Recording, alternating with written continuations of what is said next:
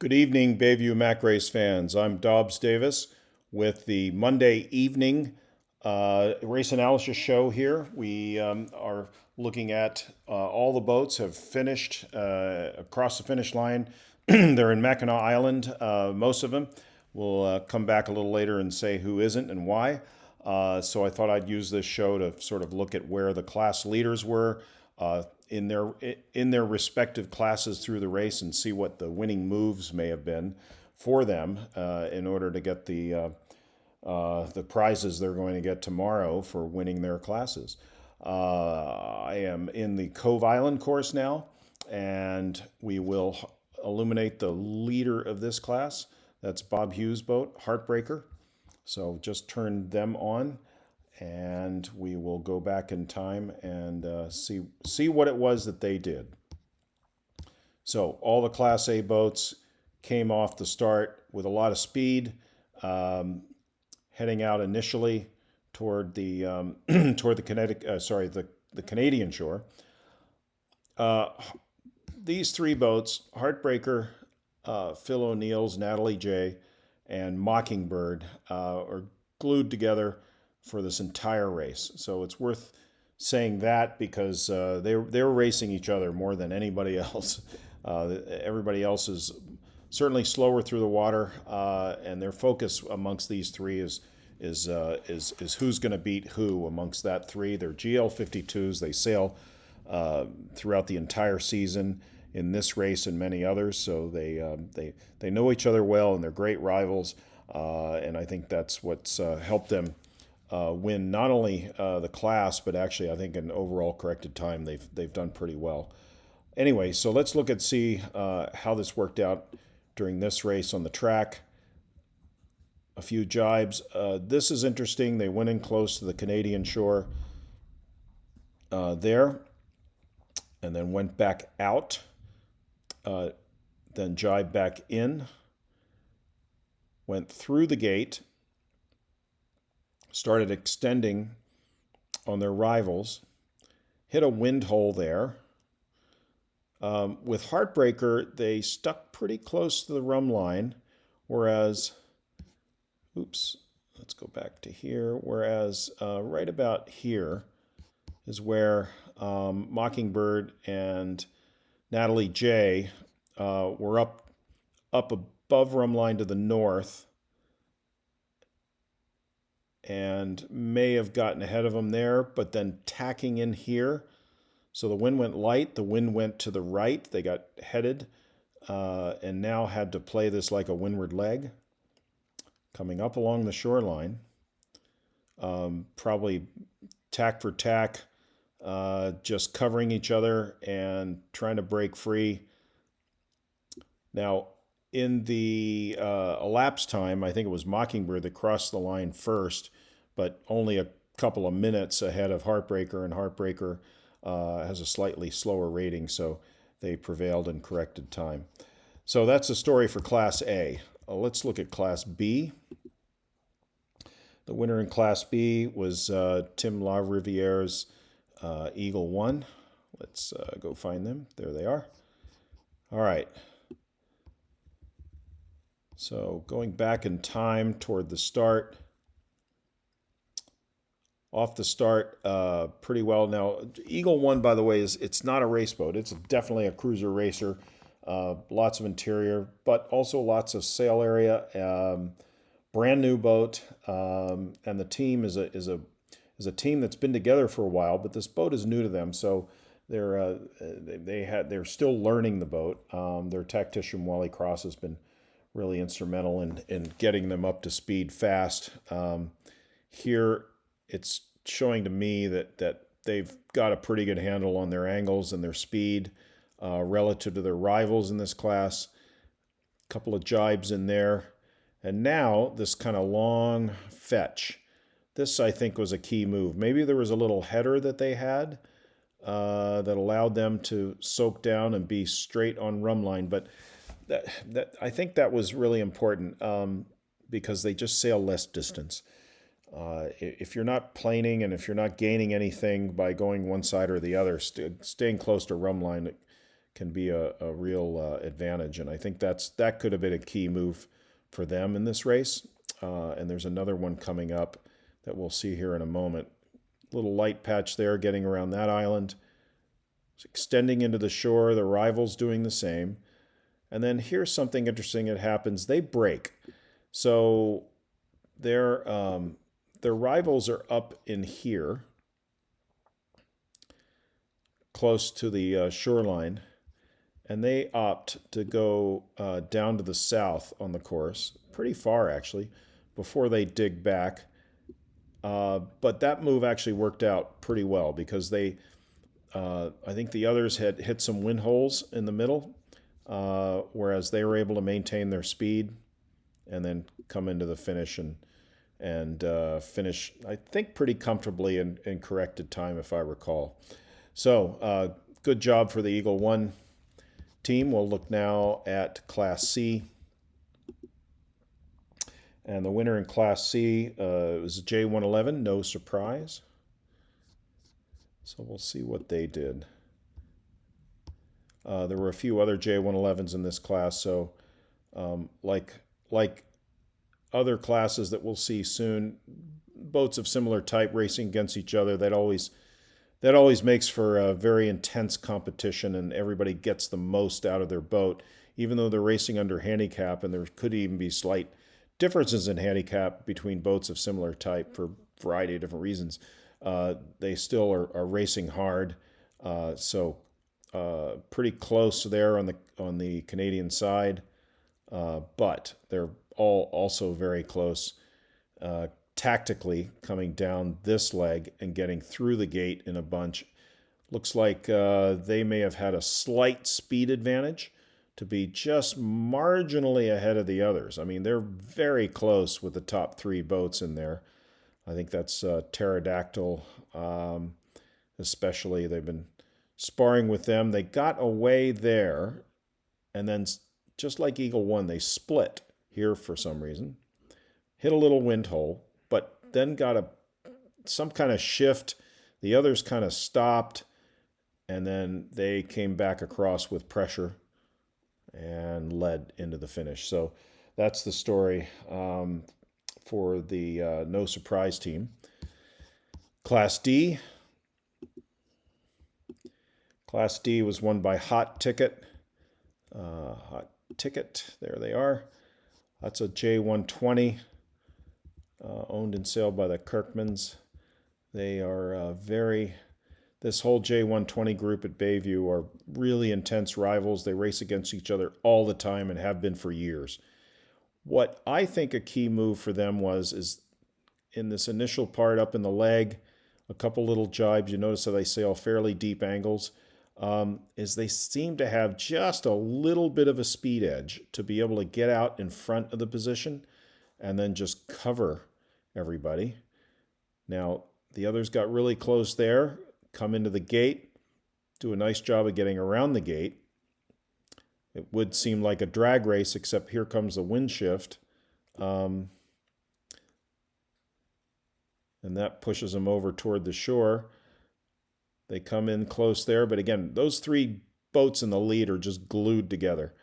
A couple little wiggles, a couple light air patches, and then they break free. Cross again. Notice that it just looks like match racing. They're just covering. And then here a nice extension into the finish. So congratulations to the Kirkmans on Hot Ticket in Class D. Class E. The winner in Class E was Power Trip. Power Trip is a Corby 33. And let's look to see what their story was during this race. Pretty deep angles right out of the start. I'd have to look at the certificate, but I think it may be because they have symmetric spinnakers able to sail deeper. Some of their other rivals are as well. And a convergence on the rum line just to minimize extra distance sailed. I think that was a really key move there. Put them marginally out in front of their rivals. Now comes that wind shift. So this becomes an upwind leg, a couple little tacks to cover, Nice job there through a couple little light spots. Then another light spot. They don't come out quite as well in that one. And that would be a little bit of a worry, except I think they rate slower, so they just needed to stick close and get to the finish within their corrected time margin. So good job to the team on Power Trip. And Class F. Winner in Class F was J105 Good Looking. We'll illuminate them and see what they did. So off the start, stayed a bit to the east of everybody. Played the eastern side of the group. Right there, got well embedded with them. Deeper angles, maybe the little shift allowed them to sail. And this is, again, a boat with a asymmetric spinnaker and a bowsprit, so they can't sail too deep. Nonetheless, did a nice job. They came around with a big group of boats. A little bit behind here. Tacked back across. Look, probably a couple little shifts there. Hit a speed bump. Then wiggled their way through some light air patches. Again, just very much embedded in a group here. And anytime this happens, everybody works really hard. And then breeze fills in. They get a little jump here in speed that they were able to carry a little bit better than the others, and then take in toward the finish and finish ahead in corrected time. So that's the story for Good Looking. Two other classes of boats. Class G was won by Chuck Storms on Detour Italia 9.98. So let's see what they did. They actually had, I won't say simple, but they got out ahead early. And guess what? Just stayed ahead. So they didn't make any tactical mistakes, sailed minimal distance, good speed through the water. Able to stay ahead here, get through these first couple of wind holes. That's the danger. You could be out in front, hit a wind hole, and your rivals catch you and maybe even pass you. So it's a real important and key skill to have, and this is the key right there. The others stopped in the wind hole. They got out of it and actually extended. So congrats to Chuck Storms and the team on Detour. Last class that we're going to look at on this course were the multi-hulls, and winning this class was Adagio. This is a Goujon 35, pretty fast boat, and look at the big separations in the multi-hulls. They're really quite varied in their sizes and speeds. They got out early, went over the Canadian shore, played that for a bit, really had a big lead here, big extension, and then something happened. I'm not sure what happened, but they stopped. So I don't know if they stopped there. Two guys caught up to them. Now they're fighting to stay in the lead on this long leg up toward the finish. The breeze goes a little north. They get headed. Then they tack out of there. They cross almost all the way over to the other shore, and then again finish close to one of their rivals, but sufficient to defeat them in corrected time. So let's go over to the shore course and look to see what our winning moves were amongst the classes on that course. First, we need to turn off everything but the class we want to look at first, and that's Class H. All right, and then we'll zoom in as well. The winner in Class H, Rob Bunn on Wintoy, a Morgan 42. There we go. This is not a race boat by any means, but very well sailed. And let's look to see how they earned their crown in this class. So short course, as we'd seen, because of the wind direction, this was much more a fetch and a drag race for boats on this course. No real tactical maneuvers with jibing. Just straight line reaching. Look, that's where their extension is made, right here.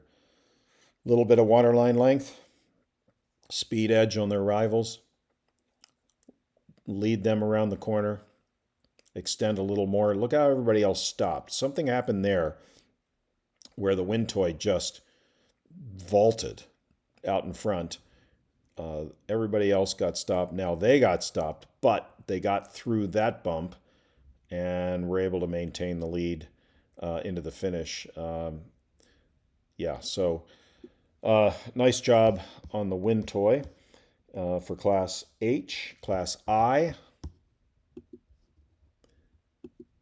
is shown here. In Class I, the winner was a CNC 35 from Canada called Underdog. And so let's look to see how they did on this course. There were several Canadian entries in this race. These guys are the only ones I've seen that are actually, winning a division, winning a class award. So good job to them.